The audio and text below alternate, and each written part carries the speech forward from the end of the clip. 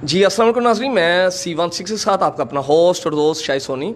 इस टाइम मौजूद हैं जी हम 7 अप गुलबहार एक चर्च में मौजूद हैं हम, और हमारे साथ इस टाइम मौजूद हैं जी पास्टर काज़म जदून मिल भट्टी, चेयरमैन अल्फ़ा मेगा पाकिस्तान के। तो आइए इनसे मिलते हैं और बातचीत करते हैं जी। अस्सलाम वालेकुम जी। जी, मसीह में आपकी सलामती हो। खुदावंद आपको, आपके ख़ानदान को, अज़ीज़ दोस्तों, रिश्तेदारों को आपके वसीला से बहुत ज़्यादा बरकत दे। जी बहुत शुक्रिया। अच्छा पास्टर साहब, क्या कहना चाहेंगे जी आप? कोई बाइबल के हवाले से कोई मैसेज देना चाहेंगे जी आप? जी ज़रूर, मैं मैसेज देना चाहूँगा, लेकिन उससे पहले थोड़ी सी मैं नाम की दुरुस्तगी ज़रूर करना चाहूँगा। मल भट्टी नाम है मेरा, काज़म जदून मल भट्टी। तो मैंने कहा कि ये करेक्शन करना मुनासिब है। और बाइबल में से आजकल चूँकि हमारे पूरे मुल्क में, क्या पूरी वर्ल्ड में कोरोना की वबा है, उस हवाले से मैं एक मैसेज ज़रूर देता हूँ कि ये खुदा की तरफ से है। और जब इंसान गाफिल हो जाता है खुदा से, और खुदा को भूल जाता है, अपनी रंग रलियों में पड़ जाता है, अपनी ऐशो इशरत में पड़ जाता है, तो फिर खुदा अपनी एग्जिस्टेंस शो करता है, अपने वजूद को दिखाता है कि मैं हूँ। जैसे वो खरूज 3 बाब में भी कहता है कि मैं हूँ, ये उसका नाम है। तो वो मैं हूँ अपने आप को साबित करने के लिए इंसान को फिर इस तरह वबाई सूरत में या किसी भी तरह की मुसीबत में मुब्तला करता है। अब मैं पहले तो हिज्जी नबी का सहीफ़ा पहला बाब और उसकी 5वीं आयत आपके सामने पढ़ना चाहूँगा। और अब रब्बुल अफ़वाज यूँ फरमाता है कि तुम अपनी रविश पर गौर करो। रविश होता है अपने अमल पर, जो अपनी करतूत आप करते हो, जो कुछ आप एक्ट करते हो, उन पर गौर करो। और अब ये हमारे लिए वक्त है कि हम अपने कामों पर गौर करें कि क्या हमारे काम ऐसे थे या ऐसे हैं कि हम खुदा के यहाँ मकबूल ठहरें, हम खुदा की हजूरी में अपने आप को मनवा सके कि हाँ खुदावंद, मैं तेरी पसंद के मयार पर पूरा उतरता हूँ। हमें अपने आप को जांचने की ज़रूरत है। अगर हम अपने आप को नहीं जांचेंगे तो फिर आप मेरे साथ यसाया 66 बाब और उसकी 4थी आयत को निकाल सकते हैं।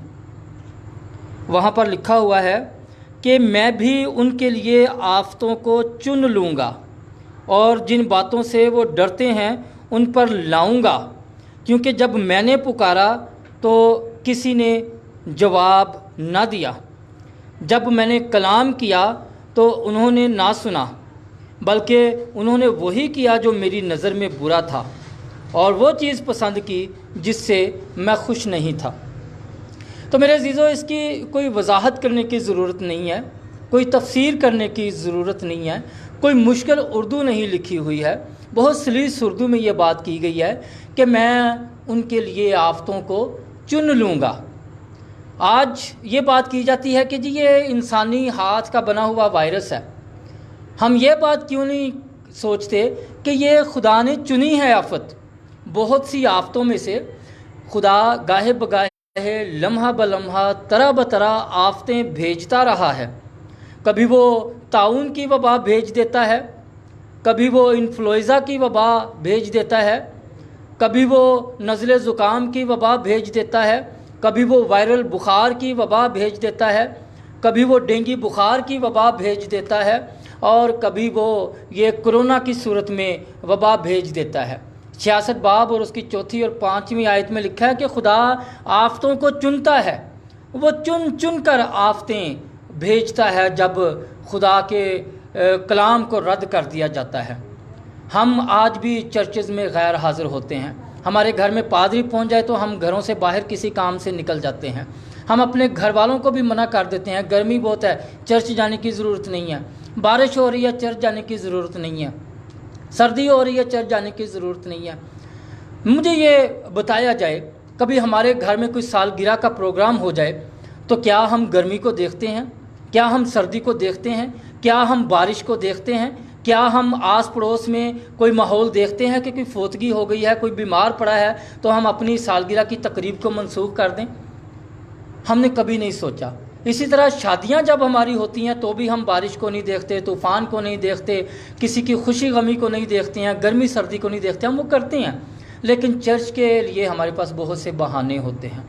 तो खुदा का कलाम कहता है कि अपनी रविशों पर गौर करो, वरना खुदा आपके लिए वबाएं चुन चुन कर भेजेगा, जिस तरह से आजकल हमारे पास चुन कर वबा भेजी गई है जिसको हम कोरोना कहते हैं।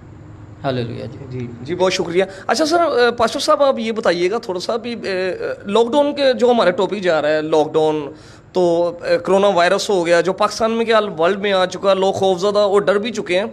तो पहले भी इसको लॉकडाउन किया गया, इसके बाद फिर थोड़ी सी नरमी आ गई इसमें लॉकडाउन में, अब उसको मज़ीद बढ़ा दिया गया है। तो आप इसके हवाले से क्या कहना चाहेंगे जी? मैं इसके हवाले से उसी आयत को कोट करूँगा कि अपनी रविश पर गौर करो। हुकूमत ने जितनी नरमी वो कर सकती थी की है, आवाम की सहूलत को मद्देनज़र रखते हुए, आवाम को फ़ायदे को मद्देनज़र रखते हुए हुकूमत ने बहुत सहूलत दी आवाम को, लेकिन साथ साथ अवेयरनेस भी दी कि ये एहतियात करें। लेकिन मैंने ख़ुद भी विज़िट किया अनारकली के इलाके को, औरीगा के इस इलाके को, और अपना इचरा की मार्केट के इलाके को।